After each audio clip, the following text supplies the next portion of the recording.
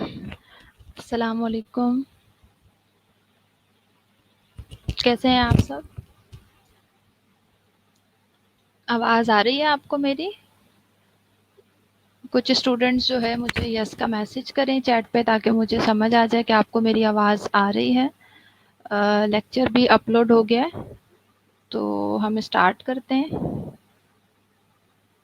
Please मुझे yes का message करके बता दें कुछ स्टूडेंट्स मेरी आवाज़ क्लियर है तो मैं लेक्चर स्टार्ट करती हूँ।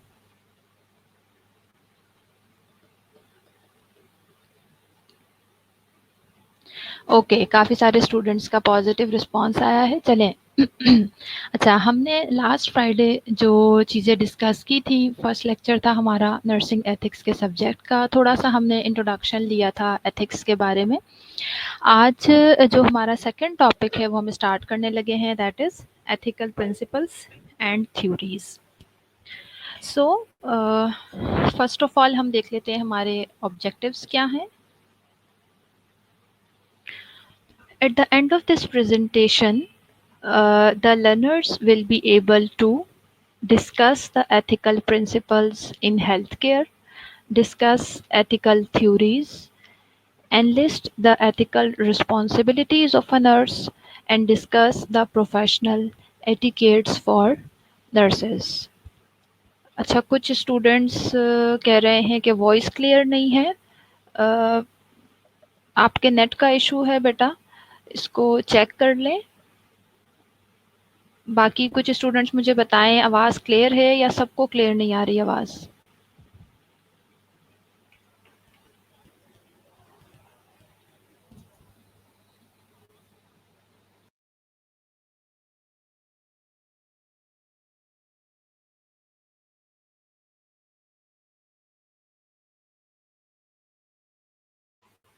ओके, क्लियर है मैम। ठीक है आलिया चौधरी, थैंक यू। चलें हम स्टार्ट करते हैं। अब जिन स्टूडेंट्स को इशू हो रहा है बेटा, आप प्लीज़ अपना नेटवर्क चेक कर लें, हो सकता है आपके नेट का कोई इशू हो। So, ethical principles control professionalism in nursing practice much more than the ethical theories.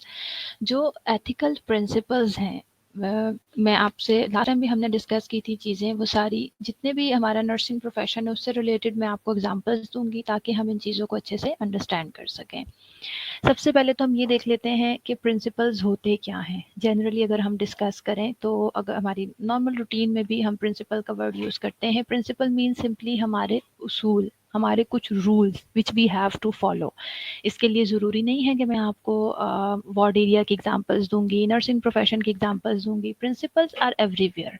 हम अपने घर में रहते हैं, वहाँ रहने के भी कुछ ना कुछ हमारे उसूल होते हैं, कुछ रूल्स होते हैं which we have to follow. इसी तरह से अगर हम वार्ड एरिया में काम कर रहे हैं, पेशेंट्स के साथ काम कर रहे हैं, तो वहाँ पे भी हमारे कुछ ना कुछ रूल्स होते हैं, प्रिंसिपल्स होते हैं जिन्हें हमें फॉलो करना होता है। तो जो एथिकल प्रिंसिपल्स हैं वो एथिकल थ्योरी से भी ज़्यादा हमारे प्रोफेशनलिज्म को कंट्रोल करते हैं इन नर्सिंग प्रैक्टिस। बिकॉज देखें, जो एथिकल थ्योरीज हैं, चाहे किसी भी सिनेरियो को आप उठा के देख लें, किसी भी सब्जेक्ट को आप उठा के देखें, नॉट ओनली एथिक्स, आप साइंस का कोई सब्जेक्ट ले लीजिए, आप आर्ट्स से रिलेटेड कोई सब्जेक्ट ले लीजिए, जहाँ भी थ्योरीज बनाई जाती हैं, थ्योरीज से ही हम प्रिंसिपल्स बनाना शुरू करते हैं और फिर उन प्रिंसिपल्स से हम रूल बनाते हैं जिन्हें हमने फिर इम्प्लीमेंट करवाना होता है इन एनी ऑर्गेनाइजेशन। तो इसलिए बेसिकली ऑल दो रूल्स या प्रिंसिपल जो होते हैं वो थ्योरी से ही जनरेट होते हैं, लेकिन जो कंट्रोल करने का फंक्शन है बेसिकली वो प्रिंसिपल्स परफॉर्म कर रहे होते हैं। Principles encompass basic promises from which rules are developed. यानी जो प्रिंसिपल्स हैं वो बेसिकली क्या है, सिंपल वर्ड्स में अगर हम कहें तो वो प्रोमिसेस हैं, हमारे किए हुए प्रोमिसेस हैं जिसकी बेसिस पर हम रूल्स बनाते हैं। Ethical principles both demand and strive to implement in everyday clinical practice. ना सिर्फ एथिकल प्रिंसिपल्स का ये काम है कि वो सिर्फ और सिर्फ डिमांड करता है चीज़ों को, बल्कि एथिकल प्रिंसिपल कोशिश भी करता है। स्ट्राइव का मतलब होता है सिंपल कोशिश करना। एथिकल प्रिंसिपल जो है वो कोशिश भी करता है इम्प्लीमेंट करवाने के लिए हर उस चीज़ को which is better for the patient in the clinical practice. The ethical principles that a nurse should consider when making our decisions are. अब हम थोड़ा सा मैंने आपको ओवरव्यू दिया, जनरल हमने डिस्कशन की about the principles and what are the ethical principles. अब हम एक एक करके डिस्कस करेंगे कि कौन कौन से एथिकल प्रिंसिपल्स हैं जो हमें पता होने चाहिए while we are working with the patients, और उन्हें किस तरह से हमने वार्ड एरिया में इम्प्लीमेंट करवाना है।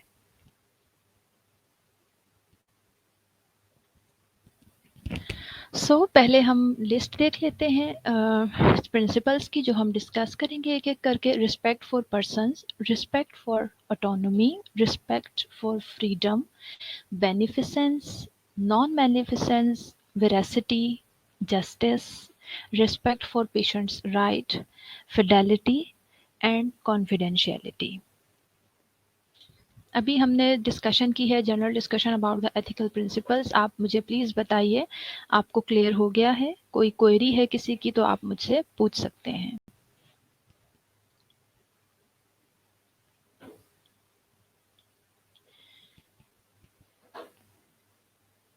ओके, अब हम प्रिंसिपल स्टार्ट करते हैं, वन बाय वन डिस्कशन करेंगे। रिस्पेक्ट फॉर पर्सन, सबसे पहले respect the patient as a human being. Allow the patient to participate in decision making. Address by name, not by body structure. Respect for privacy. Respect their beliefs and wishes. And strive to obtain all their rights. सबसे पहला right है, सबसे पहला principal है कि हमने respect करनी है पेशेंट की एज अ ह्यूमन बीइंग। यानी जो पेशेंट है, जो एक हमारी बहुत गलत प्रैक्टिस है अनफॉर्चुनेटली, पाकिस्तान में तो बहुत ही गलत प्रैक्टिस है ये कि हम पेशेंट को we do not consider a patient as a human being. हम उसे सिर्फ और सिर्फ एक पेशेंट की तरह कंसीडर कर रहे होते हैं, जिस तरह से हर ठीक है सुमैया शाहिद, मैं आपको भी क्लियर करती हूँ। आपका क्वेश्चन है ना बॉडी स्ट्रक्चर, एक एक करके मैं पॉइंट क्लियर कर रही हूँ, मैं आपको जवाब देती हूँ। अच्छा, पेशेंट को हमने एक ह्यूमन बीइंग समझना है, यानी उसकी सिर्फ और सिर्फ फिजिकल नीड्स नहीं होंगी। जिस तरह से हर इंसान की कुछ सोशल नीड्स होती हैं, साइकोलॉजिकल नीड्स होती हैं, स्पिरिचुअल नीड्स होती हैं, इसी तरह से एक पेशेंट की भी ये तमाम नीड्स होंगी।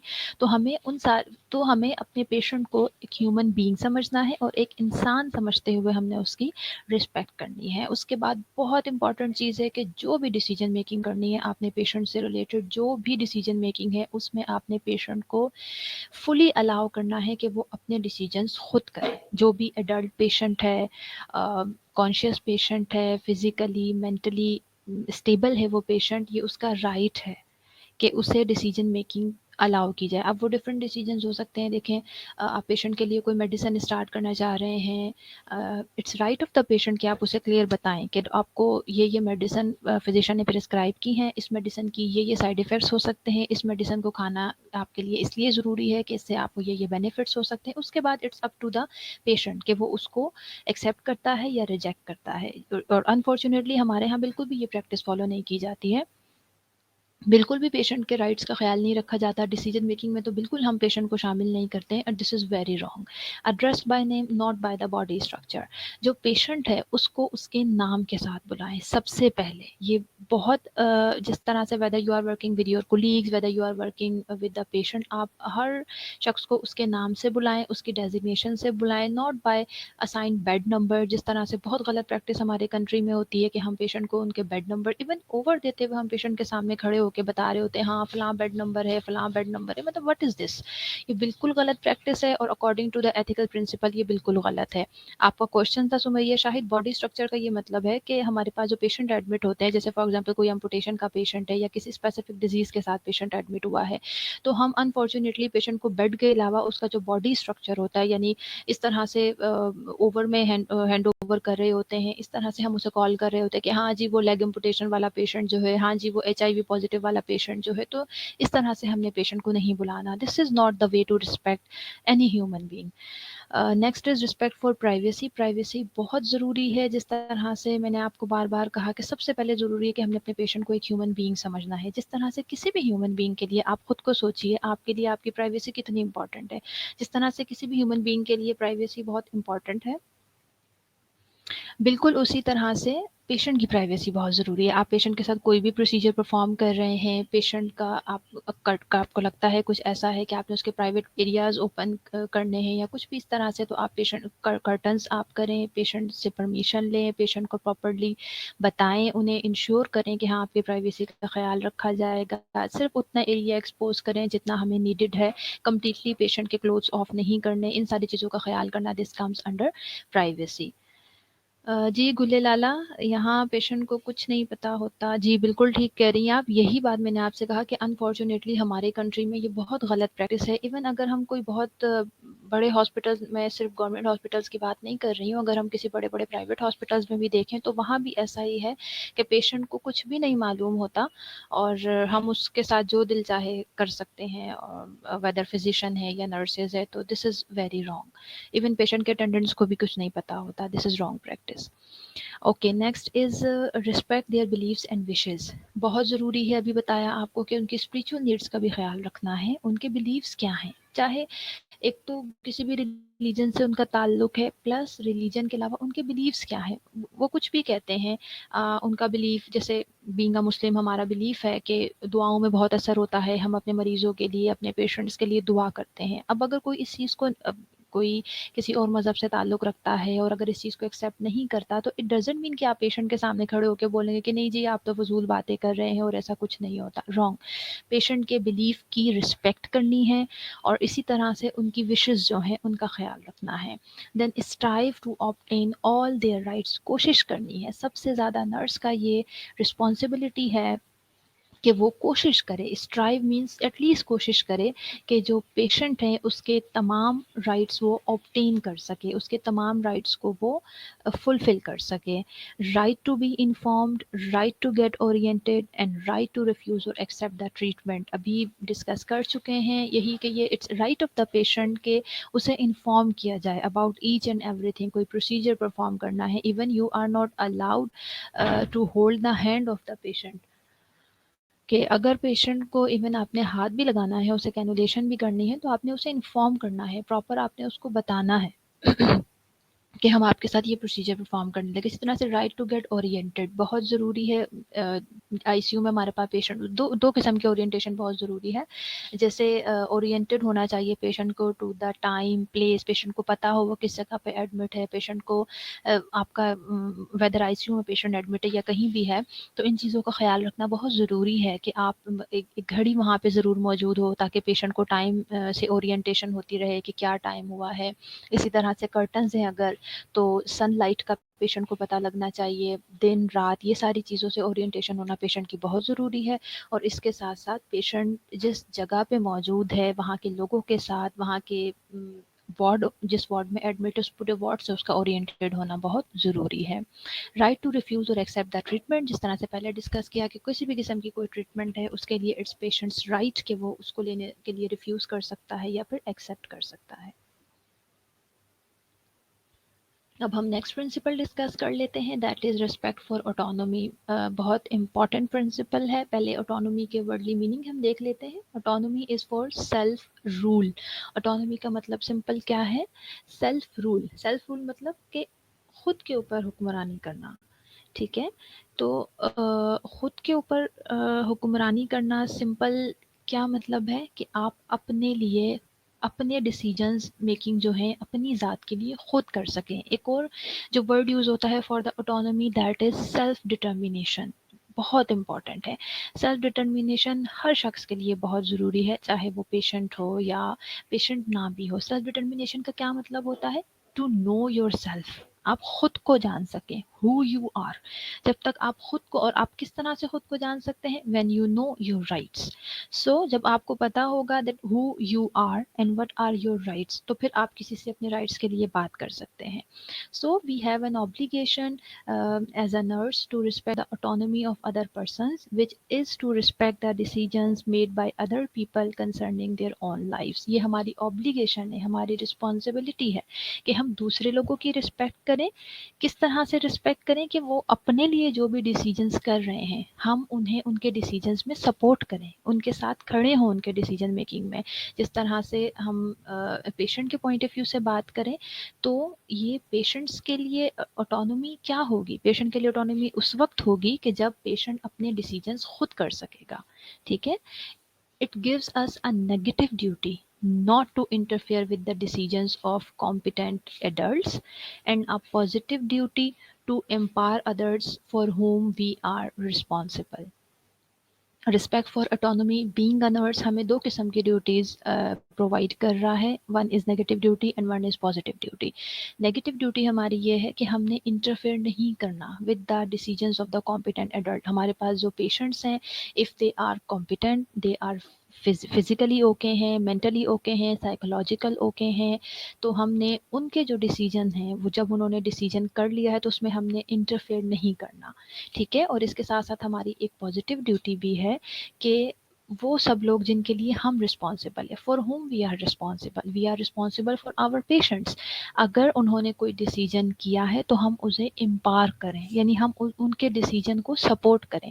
अब देखिए यहाँ पे थोड़ी सी पीछे भी जिस तरह से हमने पढ़ा रिस्पेक्ट फॉर अ पर्सन, अभी हम रिस्पेक्ट फॉर द ऑटोनॉमी पढ़ रहे हैं, इसमें आपके माइंड में ज़रूर ये बात आएगी कि मैं बार बार ये कह रही हूँ कि पेशेंट कोई भी डिसीजन कर रहा है आपने उसके साथ इंटरफेयर नहीं करना, आपने उसको एम्पावर करना है, उसको सपोर्ट करना है। तो patient don't know about their condition. Obviously जितना हम या डॉक्टर्स या नर्सेस पेशेंट किसी भी डिजीज़ को जानते हैं उतना पेशेंट या उसके अटेंडेंट नहीं जान सकते। तो ऐसी कंडीशन में पेशेंट को नुकसान भी हो सकता है। तो यही पॉजिटिव ड्यूटी है हमारी कि अगर पेशेंट ने कोई डिसीजन किया है तो हमने वहाँ पे पेशेंट को एम्पावर करना, उस डिसीजन को सपोर्ट करना है, उसे क्लियरली बताना है कि ठीक है, ओके, मैं आपके डिसीजन की रिस्पेक्ट करती हूँ, मैं आपके डिसीजन की रिस्पेक्ट करता हूँ, बट आपका जो ये प्रोसीजर है इसे परफॉर्म करना इसलिए ज़रूरी है क्योंकि इससे ये आपको बेनिफिट्स हो सकते हैं, और अगर आप इस प्रोसीजर को नहीं करवाएंगे तो आपको इससे ये कॉन्सिक्वेंसेस, बैड या साइड इफ़ेक्ट्स आपको फेस करने पड़ सकते हैं इन फ्यूचर। तो हमने क्लियरली पेशेंट को सारी चीज़ें, pros and cons of everything, whether treatment है, कोई प्रोसीजर है, कोई माइनर प्रोसीजर है, मेजर प्रोसीजर है, पेशेंट को क्लियर करना है। दिस इज़ द वे कि आप किसी को पॉजिटिवली किसी के डिसीजंस को किस तरह से एम्पावर करेंगे। मीन्स हम उन्हें इम्पोज नहीं कर रहे हैं, उनके ऊपर अपने डिसीजंस इम्पोज नहीं कर रहे हैं, बल्कि हम उन्हें सपोर्ट कर रहे हैं उनके डिसीजंस में। इसी तरह से अगर हमारे पेशेंट कॉम्पिटेंट एडल्ट नहीं है, लाइक पेशेंट एडल्ट नहीं है, या फिर पेशेंट को कोई साइकोलॉजिकल प्रॉब्लम हो सकती है और patient is unable to take decision for him और हर सेल्फ, तो वहाँ पे यही सारी चीज़ें जो मैंने आपको अभी बताई हैं, समझाई हैं, यही सारी हमारी रिस्पॉन्सिबिलिटी आ जाती है फॉर आवर पेशेंट्स अटेंडेंट। फिर हमें ये सब कुछ अपने पेशेंट के अटेंडेंट को क्लियर करना है, और पेशेंट के जो अटेंडेंट हैं उनके डिसीजंस को हमने यहाँ पे सपोर्ट करना है। एक चीज़ और मैं आपको यहाँ क्लियर कर दूँ कि ये जो हम प्रिंसिपल्स पढ़ रहे हैं, ये सारे प्रिंसिपल्स जो हैं ये एक दूसरे के साथ इंटरकनेक्टेड हैं। ठीक है, जिस तरह से हम पढ़ते जाएंगे इससे भी आपको आइडिया होता जाएगा कि जितने भी हमारे प्रिंसिपल्स हैं, एथिकल प्रिंसिपल्स, ये सब एक दूसरे के साथ इंटरकनेक्टेड है। Next principle is respect for freedom. जैसे आपको समझ आ रहा है, वर्ड फ्रीडम का मतलब सिंपल आज़ादी होता है। हमने अपने मरीज़ की फ्रीडम की रिस्पेक्ट करनी है। Many hospitals are very authoritative, which is very unethical. Allow the patients to make choices in his or her care and treatment. Allow the patient to withhold or withdraw the treatment. Allow the patient to get discharged from the hospital at any time. Authoritative होना किसी के लिए भी ठीक नहीं है, authoritative होना किसी के लिए भी एथिकल नहीं है। उसमें हम बेशक बात करते हैं, सिर्फ और सिर्फ हम पेशेंट की बात नहीं कर रहे, हम जिसके भी लाइक हम अपने कोलीग्स के साथ काम कर रहे हैं, जिसकी जो पोजीशन है, अपनी पोजीशंस के डोमेन में रहते हुए यू हैव द अथॉरिटी, लेकिन आप अपनी अथॉरिटीज़ को नेगेटिव सेंस में किसी के भी साथ यूज़ नहीं कर सकते। Same is the condition with the patient. आप हॉस्पिटल्स का अथॉरिटेटिव होना, कम्प्लीटली फुली डिसीजन अपने इम्पोज करना पेशेंट के ऊपर, पेशेंट के लिए डिसीजन मेकिंग करना, ये सारी चीज़ें बिल्कुल अनएथिकल हैं और अलाउ नहीं है।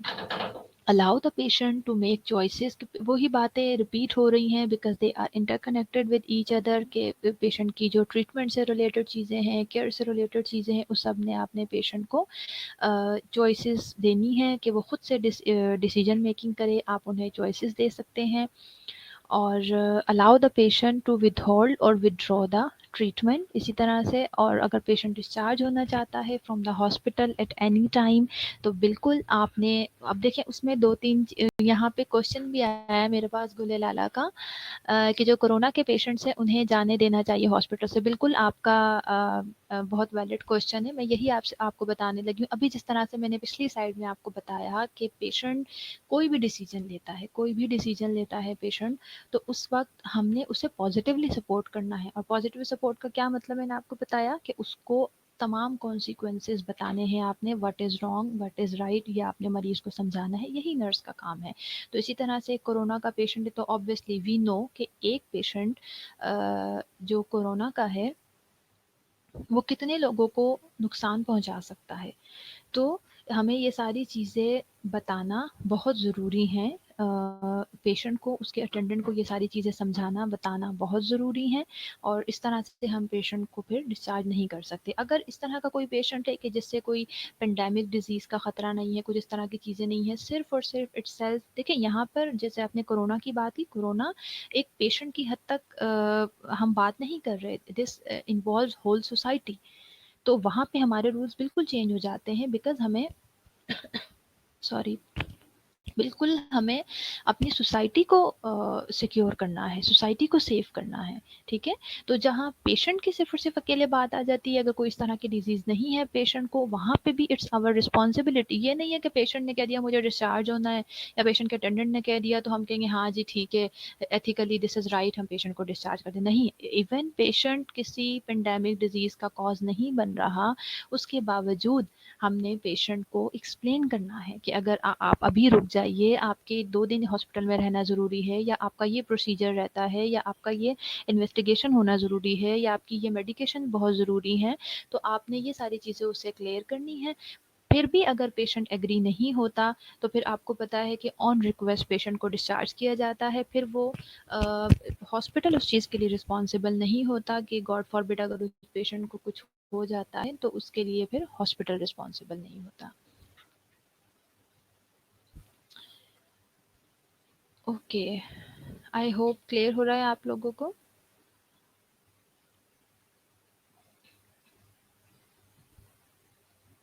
अच्छा, थोड़ा-सा मैं ऑटोनॉमी से रिलेटेड आपसे और 1-2 पॉइंट्स डिस्कस करना चाहती हूँ। जो हमने अभी पढ़ा, मैंने आपको रिस्पेक्ट फॉर ऑटोनॉमी पढ़ाया। रिस्पेक्ट फॉर ऑटोनॉमी मैंने आपको पढ़ाया रिगार्डिंग पेशेंट्स कंसर्न। अ, लेकिन व्हाट डू यू थिंक कि क्या in the nursing professions autonomy जो है वो सिर्फ़ और सिर्फ़, अगर हम एथिक्स में पढ़ें तो सिर्फ़ और सिर्फ़ पेशेंट के कंसर्न से हम पढ़ेंगे, उसके अलावा कोई ऐसा शख्स, कोई ऐसी डेज़िग्नेशन है जिसको ऑटोनॉमी की ज़रूरत है, या जिसकी हम एथिकल ऑटोनॉमी हमें पढ़नी चाहिए नर्सिंग में? I am waiting for your answer, मुझे बताइए।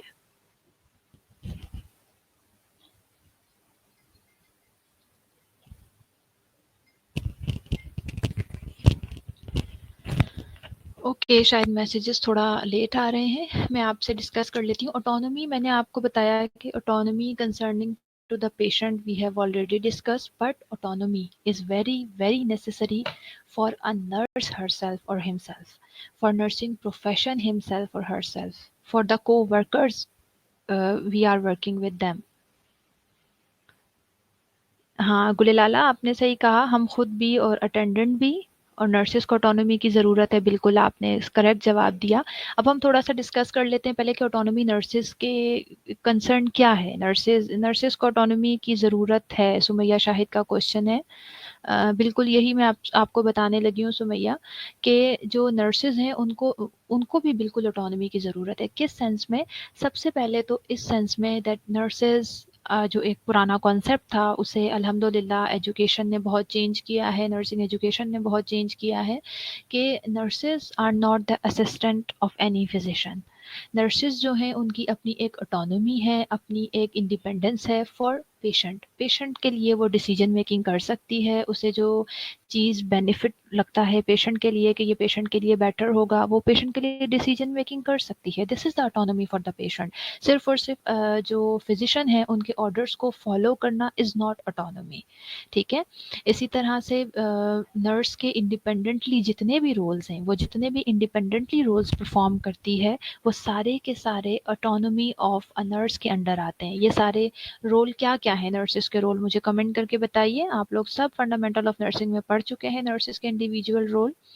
आप कमेंट करिए, मुझे बताइए।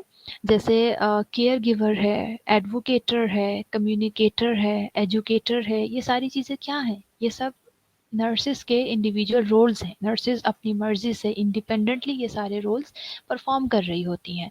सो इन तमाम रोल्स के लिए वो खुद ही रिस्पॉन्सिबल हैं, खुद ही ऑब्लिगेटेड हैं और खुद ही इन सारी चीज़ों को परफॉर्म कर रही हैं। Exactly Aliya Chaudhary, you are right. Aqsa, you are right. As a leader, as a manager. Sumaiya, yes. Decision maker, Umera, yes. Adviser. तो ये सारे डिसीजन मेकिंग और ये एडवाइज़र रोल, ये सब हम किस तरह से परफॉर्म कर रहे होते हैं? हम as a nurse individually patient के लिए ये सारे रोल परफॉर्म कर रहे हैं। So this is the autonomy of a nurse. Mariam, you are right. Collaborator. Arfa, you are right. Rehabilitator. Sundus, you are right. Educator. एक क्वेश्चन शायद मुझसे एक स्टूडेंट ने पूछा था, नीचे थोड़ा सा चला गया, मैं देख के आपको बताती हूँ। यस मैम, जनरली तो ऑटोनॉमी को सबके लिए ज़रूरी है। हाँ जी, एग्जैक्टली, बिल्कुल ऑटोनॉमी सबके लिए ज़रूरी है। तो ये आपको समझाने का मकसद था कि ऑटोनॉमी सिर्फ और सिर्फ पेशेंट के लिए नहीं, बल्कि एथिक्स में ऑटोनॉमी नर्सिस के लिए भी उतनी ही ज़रूरी है। एथिकल प्रिंसिपल, ये ऑटोनॉमी के जो एथिकल प्रिंसिपल है, ये पेशेंट के साथ साथ नर्सिस के लिए भी बहुत ज़रूरी है। इसी तरह से ऑटोनॉमी विद द को वर्कर्स। आप को वर्कर्स के साथ काम कर रहे हैं, देखें, we are dealing with the patient. हम एक हॉस्पिटल में काम कर रहे हैं, तो वहाँ हम अकेले काम नहीं कर रहे होते। हमारे साथ जितने भी को वर्कर्स हैं, वो सब हमारे साथ काम कर रहे होते हैं। हमारी डॉक्टर्स हैं, नर्सेज हैं, पैरामेडिक स्टाफ हैं, नर्स एड्स हैं, हेल्पर्स हैं, स्वीपर्स हैं। इन सब के साथ मिलकर ही हम पेशेंट को केयर प्रोवाइड कर रहे होते हैं। तो सबकी अपनी अपनी जगह पे एक ऑटोनॉमी है, सबके अपने कुछ राइट्स हैं, सबकी अपनी कुछ ऑब्लिगेशंस हैं। तो हम उन्हें किस तरह से डील कर रहे हैं, किस तरह से उन्हें लेके चल रहे हैं, सबकी ऑटोनॉमी का ख्याल रखना बहुत ज़रूरी है। जेनिफर, आप क्या कहना चाह रही हैं? मुझे समझ नहीं आ रहा। Educated the patient safety provide, कोई क्वेश्चन है आपका तो प्लीज़ आप दोबारा लिखें, मुझे समझ नहीं आ रहा आप क्या कह रही हैं। ठीक है, नेक्स्ट प्रिंसिपल की तरफ आ जाते हैं, दैट इज़ बेनिफिसेंस। बेनिफिसेंस का सिंपल मतलब क्या होता है? Doing good to benefit others. यानी इस तरह के काम करने हैं हमने कि जिससे बेनिफिट दे सकें, फ़ायदा पहुंचाया जा सके। अगर हम जनरली अगर हम बेनिफिसेंस की बात करें तो सिंपल मतलब है साथ कि एलिविएट द पेशेंट्स डिस्कम्फर्ट और सफरिंग्स, यानी फिजिकल, सोशल, साइकोलॉजिकल और स्पिरिचुअल। यानी पेशेंट को जो भी डिस्कम्फर्ट है और सफरिंग्स है, अभी मैंने आपको बताया patient is a human being, उसकी कुछ ना कुछ फिजिकल इश्यूज हो सकते हैं, सोशल इश्यूज हो सकते हैं, साइकोलॉजिकल और स्पिरिचुअल इश्यूज हो सकते हैं। हमने उन्हें एलिविएट करना है। ठीक है। एग्जाम्पल आपको यहाँ पे मैंने दी है बेनिफिसेंस की, कि learning procedure while on duty should be avoided such as learning IV cannulation. यानी beneficence is empathy. Yes, Sundas, you are right.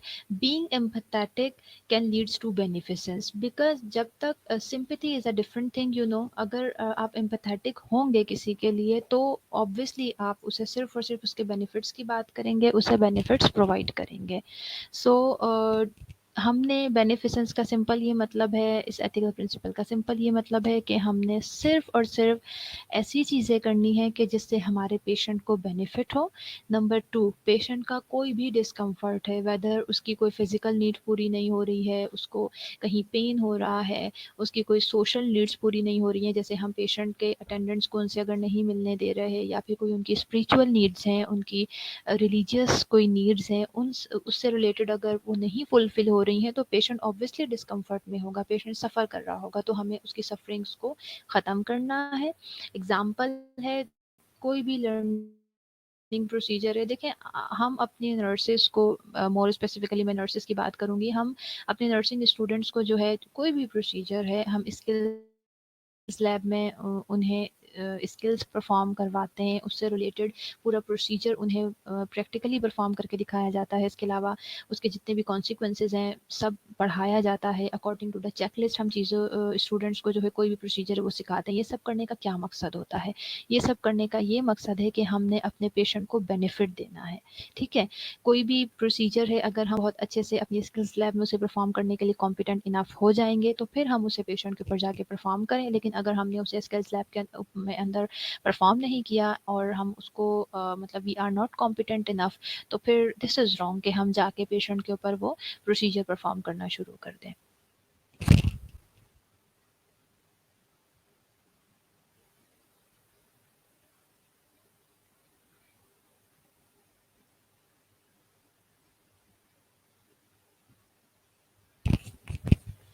Okay, next principle की तरफ आ जाइए, that is non maleficence. Non maleficence के wordly meaning क्या होते हैं? Simply avoiding harms to others.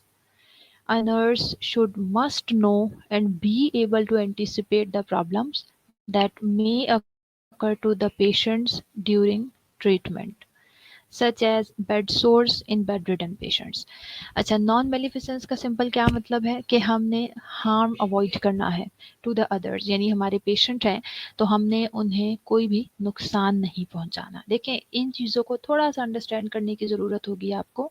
Beneficence पढ़ाया मैंने, नॉन मेलिफिसेंस पढ़ा रही हूँ, इसके दरमियान में थोड़ा सा डिफरेंस क्या है, इन चीज़ों को आपको अंडरस्टैंड करने की ज़रूरत होगी।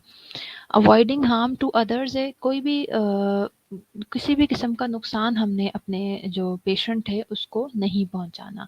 लेकिन अब यहाँ पे क्वेश्चन आता है कि बेनिफिसेंस पढ़ाया उसका मतलब ये कि हमने पेशेंट को बेनिफिट देना है, नॉन बेनिफिसेंस पढ़ा रहे हैं इसका मतलब है हमने पेशेंट को कोई हार्म नहीं पहुंचाना। तो इन दोनों में क्या डिफरेंस क्या है? क्या ऐसी चीज़ है कि हम इन दोनों प्रिंसिपल्स को अलग अलग डिस्कस कर रहे हैं? ये दोनों प्रिंसिपल्स जो हैं अलग अलग डिस्कस हो रहे हैं, आप बताइए मुझे। वॉइस मेरी क्लियर है? सब समझ आ रहा है? मुझे फीडबैक दें तो फिर हम आगे कंटिन्यू करते हैं।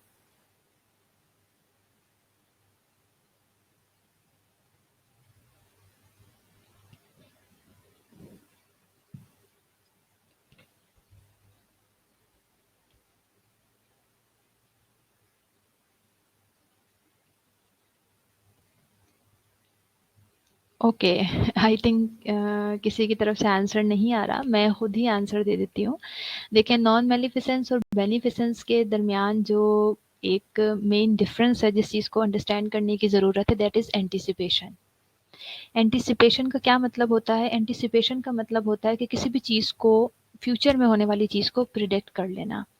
यानी बेनिफिसेंस में तो सिंपल आप पेशेंट को कोई भी फ़ायदा देंगे, लेकिन नॉन मेलिफिसेंस में दो चीज़ें करनी है आपने। एक तो कोई भी ऐसा काम नहीं करना कि जिससे आपके पेशेंट को हार्म हो, और दूसरा आपने सिचुएशन को एंटिसिपेट करना है। जैसे मैंने बेड रिडन पेशेंट की एग्जांपल दी है आपको।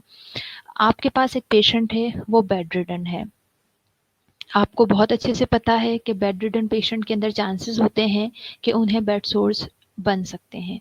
तो ये आपने एंटिसिपेट कर लिया है, यानी आपने पहले से फ्यूचर में जो कोई नुकसान हो सकता है मरीज को वो आपने पहले से प्रिडिक्ट कर लिया है। उसके लिए आप क्या करेंगे? आप पेशेंट की कंटिन्यूसली जो है 4 आवरली 6 आवरली जो है पेशेंट की पोजीशन चेंज करवाएंगे, पेशेंट को बैक मसाज देंगे, पेशेंट को जो है आपने बैक रब देना है, और इन चीज़ों का आपने ख्याल रखना है कि पेशेंट को सोर्स ना हो।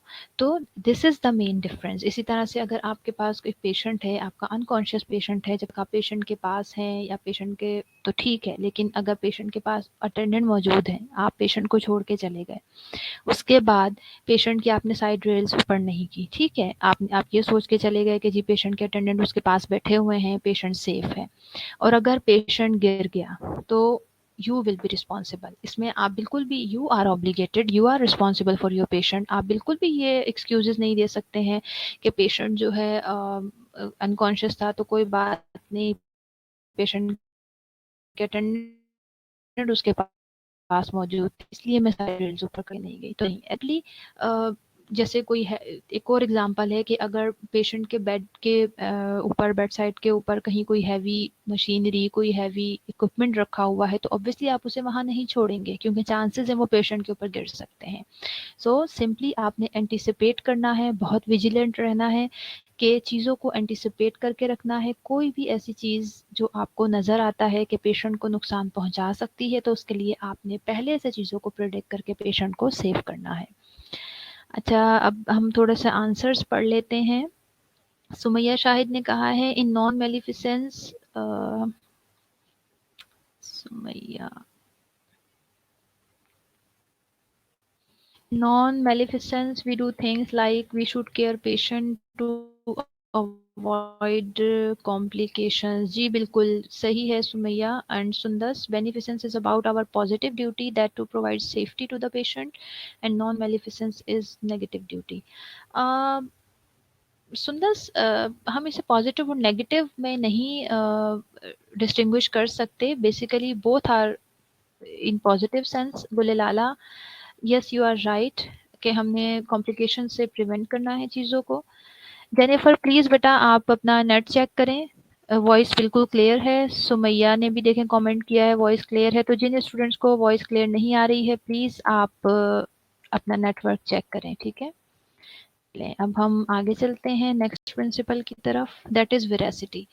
Veracity, a nurse should never lie in any situation and should be honest not only to the institution and patient but also to the profession.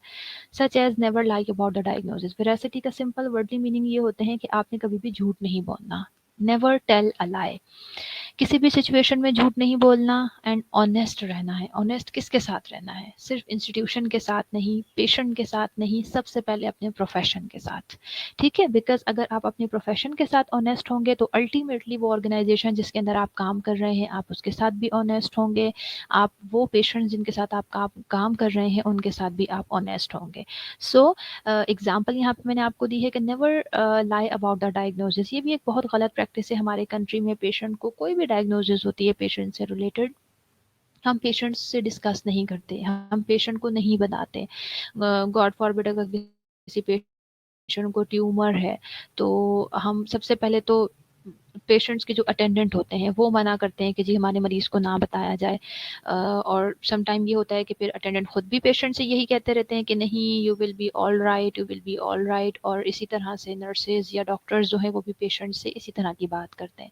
तो व्हाट इज़ वेरी डिफ़िकल्ट, गुलेलाला क्या पूछना चाह रही हैं आप? दोबारा बताएं मुझे, क्या डिफ़िकल्ट है, क्या नहीं समझ आ रहा?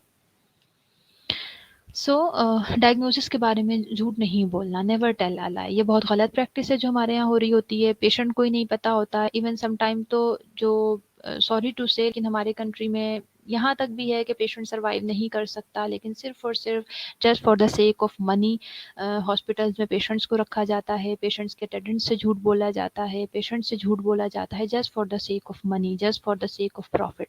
सो ये सारी चीज़ें बिल्कुल गलत हैं। These do not come under veracity. So झूठ नहीं बोलना और ऑनेस्ट रहना है।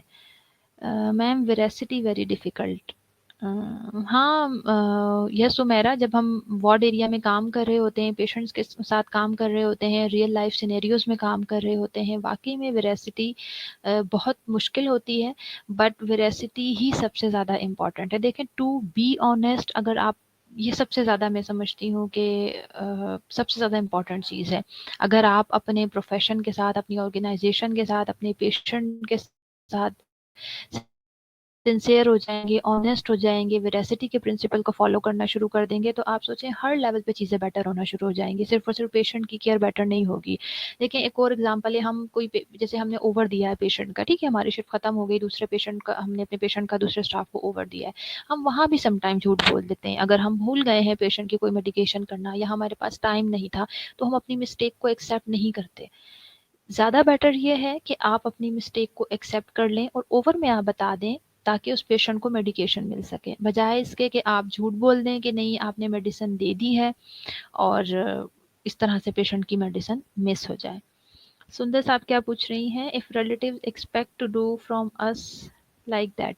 सुंदर, यही मैंने आपसे कहा कि ऐसा ही होता है, सबसे ज़्यादा जो पेशेंट के अटेंडेंट है वही हमसे एक्सपेक्ट करते हैं, उन्हीं की वजह से सबसे ज़्यादा वेरासिटी जो होती है वो ब्रेक हो रही होती है, but this is unethical practice. Next is justice. Being fair to all the patients, provide care and trust them equally, irrespective of their caste, creed, religion, gender, age, education, race, socio-economic status. A nurse should not show any cultural or language preferences in patient care. जी सुंदर, मैं यही आपसे कह रही हूँ कि अगर इस तरह, this is wrong, this is unethical, और अगर आप मुझसे प्रैक्टिस की बात करती हैं, पूछती हैं according to the practice, according to the books, this is wrong. आपको वेदर पेशेंट के जो रिलेटिव्स हैं वो आपसे कुछ भी एक्सपेक्ट कर रहे हैं, लेकिन इट्स योर ड्यूटी कि आपने पेशेंट से सच बोलना है, पेशेंट से झूठ नहीं बोलना। ठीक है। अच्छा, जस्टिस का सिंपल मतलब क्या है कि आपने सबसे पहले तो फेयर रहना है टू ऑल पेशेंट। जस्टिस का मतलब सबको पता है, सिंपल मीनिंग जो होते हैं मतलब इंसाफ करना, वही जस्टिस यहाँ है। This is a principle of ethics कि आपके पास कोई भी पेशेंट है उसको आपने केयर प्रोवाइड करनी है और उसके साथ ट्रस्ट का रिलेशन डेवलप करना है, irrespective of the caste, religion यानी उनका मजहब क्या है, जेंडर क्या है, एज क्या है, एजुकेशन क्या है, सोशो इकोनॉमिक स्टेटस क्या है, इन सारी चीज़ों को सोचना नहीं है। इन सारी चीज़ों के बगैर आपने पेशेंट को केयर प्रोवाइड करनी है और ट्रस्ट का रिलेशनशिप उनके साथ डेवलप करना है। आपने देखा ही होगा, ये सारी चीज़ें भी हमारे कंट्री में बहुत ज़्यादा प्रैक्टिस होती हैं कि कोई जर्नल एडमिट है, कोई इस तरह के मतलब hi fi authority, having high authority के जो लोग होते हैं वो अगर एडमिट है हमारे पास, तो उनको बहुत ज़्यादा जो है ना प्रोटोकॉल्स प्रोवाइड किए जाते हैं, उनकी बहुत अच्छे से केयर की जाती है। और अगर कोई हमारे पास इस तरह के पेशेंट हैं जो जितना उनका सोशो इकोनॉमिक स्टेटस बहुत अच्छा नहीं है, उनका सोशो इकोनॉमिक बैकग्राउंड बहुत ज़्यादा हाई नहीं है, तो हम उनकी इतनी ज़्यादा केयर नहीं करते। This is wrong. इसी तरह से कल्चरल हो गया, लैंग्वेज प्रेफरेंसेस हो गए, इन सारी चीज़ों को भी आपने नहीं देखना, किस कल्चर से कौन सा पेशेंट है, कौन सी लैंग्वेज से कौन सा पेशेंट है, कौन सी लैंग्वेज इस्तेमाल करता है पेशेंट, इन सारी चीज़ों से रिगार्डलेस आपने इन सारी चीज़ों से रिगार्डलेस आपने जो है पेशेंट को केयर प्रोवाइड करनी है इक्वली।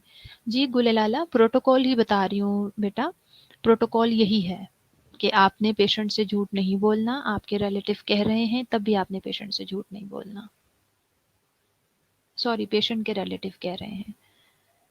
अच्छा, नेक्स्ट आ जाते हैं रिस्पेक्ट फॉर पेशेंट्स राइट। ये हम पहले भी डिस्कस कर चुके हैं, इसे दोबारा शॉर्टली डिस्कस कर लेते हैं कि पेशेंट के जितने भी राइट्स हैं उनकी रिस्पेक्ट करना, this is another important ethical principle. सबसे पहले राइट टू गेट रिस्पेक्ट, ये पेशेंट का राइट है कि उसे रिस्पेक्ट दी जाए, इज्जत दी जाए। उसमें फिर वही चीज़ कि रिस्पेक्ट देने का क्या तरीका है, पेशेंट से पोलाइटली बात करें, पेशेंट को उसके नेम से कॉल करें, पेशेंट को उसके बेड नंबर या डिजीज़ से कॉल ना करें, पेशेंट के साथ बदतमीज़ी से बात ना करें। देखिए पेशेंट हैं, पेन में हो सकते हैं, किसी भी किस्म की उनकी साइकोलॉजिकल फिजियोलॉजिकल प्रॉब्लम्स हो सकती हैं, पेशेंट आपसे मे बी समटाइम हार्श हो सकता है, but you are a nurse, you are a healer, आपने हमेशा उनकी रिस्पेक्ट का ख्याल रखना है, आपने उनके साथ हमेशा काइंड रहना है। And respect to be informed, sorry right to be informed, ये पेशेंट का राइट है कि उसे इन्फॉर्म किया जाए रिगार्डिंग ईच एंड एवरीथिंग। कोई भी चीज़ है, कोई प्रोसीजर है, मेडिसिन से रिलेटेड डिसीजंस हैं आपके, किसी भी चीज़ से रिलेटेड डिसीजंस हैं, पेशेंट को हर चीज़ इन्फॉर्म होनी चाहिए। यहाँ पे मैं आपको इन्फॉर्म कंसेंट की एग्जांपल दूंगी। कंसेंट देखें दो किस्म का होता है, वर्बल कंसेंट होता है और रिटन कंसेंट होता है। तो अगर हम बहुत रॉन्ग प्रैक्टिस से हमारे यहाँ बस एक कंसेंट फॉर्म लिया जाता है, उसे फिल करते हैं, पेशेंट या उसके अटेंडेंट के सामने लाते हैं, उससे कहते हैं हाँ जी आपके मरीज़ की सर्जरी करनी है, हमने इसके ऊपर दस्तखत कर दें। कोई इन्फॉर्म्ड कंसेंट नहीं होता वो। इन्फॉर्म्ड कंसेंट का क्या मतलब है, आप अपने मरीज को या उसके अटेंडेंट जिससे भी आप कंसेंट साइन करवा रहे हैं उन्हें क्लियरली बताएं हर चीज़ कि जी ये प्रोसीजर हमने परफॉर्म करना है या ये सर्जरी का नाम है, इस सर्जरी में ये चीज़ रिमूव करेंगे, इसके ये बेनिफिट होंगे आपके मरीज को, ये कॉन्सिक्वेंसेज हो सकते हैं, ये रिस्क फैक्टर इसके साथ इन्वॉल्व हो सकते हैं, और ये मेडिसिन इस्तेमाल होगी, अप्रॉक्सीमेटली इतना टाइम लग सकता है इस प्रोसीजर में, ये डॉक्टर डॉक्टर का नाम आप बताएं, कौन सा डॉक्टर इस प्रोसीजर को परफॉर्म करेगा, और ये सारी चीज़ें जब तक आप उसे नहीं बताते, that can not be called and informed consent. लेकिन अनफॉर्चुनेटली हमारे यहाँ ऐसा ही होता है कि उसी को इन्फॉर्म्ड कंसेंट कहा जाता है, but this is unethical. Then right to be oriented, जैसे आपको पहले बताया था, वार्ड में पेशेंट एडमिट हुआ है, this is the right of the patient कि आप उसको पूरे हॉस्पिटल का ओरिएंटेशन होना चाहिए, उसे पता होना चाहिए वार्ड किस जगह पे मौजूद है, पेंट्री कहाँ है, वार्ड में वॉशरूम कहाँ है, इस हॉस्पिटल में कैफेटेरिया कहाँ मौजूद है, ओपीडीज हैं तो वो कहाँ मौजूद है, जिस डॉक्टर के कंसल्टेंट के अंडर वो एडमिट हुआ है उसकी ओपीडी किस जगह पे होती है। ये सारा ओरिएंटेशन एक तो उसका राइट भी है, और दूसरा देखिए ओरिएंटेशन बेनिफिसेंट भी है पेशेंट के लिए, बिकॉज एक वार्ड के अंदर वो एडमिट है, उसे पता ही नहीं होगा किस तरफ वॉशरूम है, किस तरफ पेंट्री है, किस तरफ नर्सिंग स्टेशन है, अगर उन्हें कोई इशू होता है, कोई प्रॉब्लम होता है तो उन्होंने किससे बात करनी है। तो ऑब्वियसली ये सारी चीज़ें राइट के साथ साथ पेशेंट की ज़रूरत भी है। And right to take decision, कोई भी डिसीजन है, कोई भी डिसीजन मेकिंग है, उसके अंदर आपने अपने पेशेंट को फुल राइट देना है कि वो अपने लिए डिसीजन ले। अ nurse should aware of the rights of the patient, treat him और हर अकॉर्डिंगली। और बहुत ज़रूरी है, जब तक कोई नर्स अपने पेशेंट के राइट्स को जानेगी नहीं, एक नर्स को अपने पेशेंट के राइट्स पता नहीं होंगे, तो वो उसको अकॉर्डिंगली डील नहीं कर सकेगी। तो इसलिए बहुत ज़रूरी है कि अपने पेशेंट के राइट्स आपको सबसे पहले मालूम हो और फिर आप उनकी रिस्पेक्ट करें। Next principle is fidelity. A nurse should dedicate and work with full commitment, create trustworthy and truthful relationship with the patient. Fidelity का मतलब ये है कि आपने ट्रस्ट का रिलेशनशिप जो है वो डेवलप करना है। फिडेलिटी का बेसिकली मतलब ये होता है कि नर्स और पेशेंट से रिलेटेड अगर हम बात करें तो उसमें ये है कि नर्स और पेशेंट के दरमियान एक ट्रस्ट वर्दी रिलेशनशिप बिल्ड करना इज़ फिडेलिटी।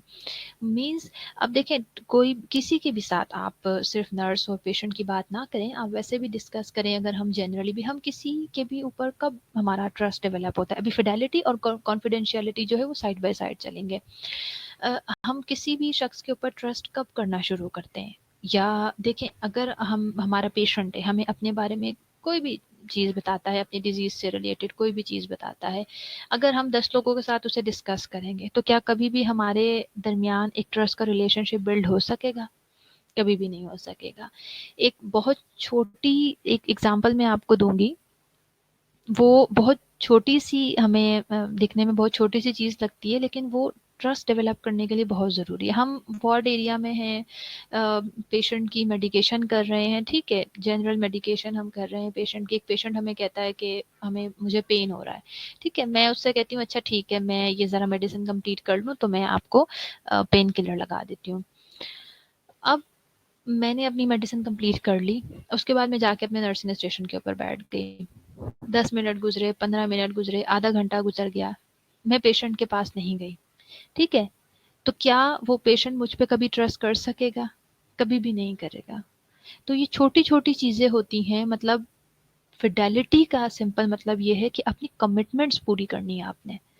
आपने छोटी से छोटी कमिटमेंट भी अगर किसी के साथ की है, वर्डली मीनिंग फिडेलिटी के यही होते हैं कि अपनी कमिटमेंट्स को पूरा करना है, आपने फुलफिल करना है। तो अपने पेशेंट के साथ की हुई छोटी-छोटी कमिटमेंट्स का भी ख़्याल करें और उन्हें पूरा करें। जब आप उनसे की हुई कमिटमेंट्स को पूरा करना शुरू करेंगे, तो खुद ही आपका पेशेंट आपके ऊपर ट्रस्ट करना शुरू कर देगा और आपका एक ट्रस्टवर्दी और ट्रुथफुल रिलेशनशिप बिल्ड हो जाएगा। Next principle is confidentiality. You all know about confidentiality. Most important ethical principle है in nursing profession. Keep all the information of the patients and relevant documents safe. Never reveal any information to other patients, nurses, and anybody unknown. इसमें ये है simply कि जो confidentiality है, इसका ये मतलब है कि जो भी एथिकल प्रिंसिपल्स हैं नर्सिंग प्रोफेशन के, बहुत मोस्ट इम्पॉर्टेंट है उनमें कॉन्फिडेंशियलिटी। और इसका मतलब सिंपल ये है कि जितने भी पेशेंट से रिलेटेड डॉक्यूमेंट्स हैं, जितने भी पेशेंट से रिलेटेड डॉक्यूमेंट्स हैं, सबसे पहले तो उन्हें आपने सेफ रखना है, ठीक है। और पेशेंट से अच्छा, अजान हो रही है बेटा, 2 मिनट में अजान सुन लूँ, आपको भी डिस्टर्बेंस होगी।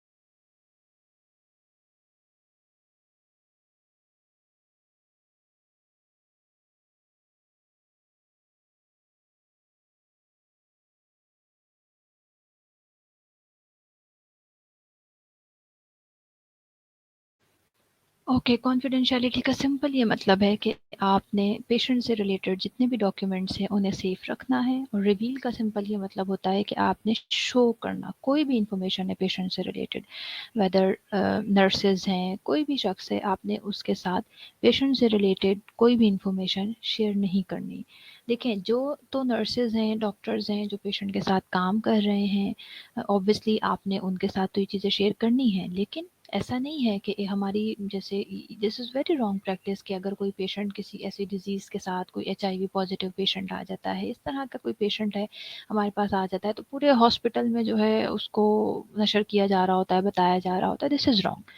जिन लोगों का डायरेक्टली ताल्लुक है पेशेंट के साथ, पेशेंट के ट्रीटमेंट के साथ, उनके साथ आप उसकी इन्फॉर्मेशन ऑब्वियसली शेयर करेंगे कि जो इश्यूज चल रहे हैं पेशेंट के, जो रिजॉल्व हो गए हैं, लेकिन उसके अलावा आप पेशेंट के साथ जो है पेशेंट से रिलेटेड कोई भी इंफॉर्मेशन, कोई भी डॉक्यूमेंट किसी और के साथ शेयर नहीं करेंगे। जी शुमाइला, आपकी नेक्स्ट क्लास है, लेकिन बेटा 60 मिनट्स की क्लास है ना मेरी, तो टाइम देख लेते हैं। हम्म, ठीक है। 5 बज गए हैं, तो अभी जो हमने लेक्चर हमारा थोड़ा रहता है, लेकिन बहरहाल अब 5 बज गए हैं, तो मैं लेक्चर को जो है वाइंड अप करती हूँ। आज हमने एथिकल प्रिंसिपल्स जो हैं वो डिस्कस किए हैं, डिटेल में हमने तमाम एथिकल प्रिंसिपल्स को डिस्कस कर लिया है। इंशाल्लाह नेक्स्ट क्लास में हम जो एथिकल थ्योरीज़ हैं वो आपके साथ डिस्कस करेंगे, ठीक है? कोई क्वेरी हो आप लोगों की तो आप लोग मुझे व्हाट्सएप पे, यू आर मोस्ट वेलकम, आप पूछ सकते हैं। आज के लेक्चर से रिलेटेड कोई भी क्वेरी हो तो आप मुझसे पूछ लीजिएगा, ठीक है? इंशाल्लाह नेक्स्ट क्लास तक, अल्लाह हाफिज़।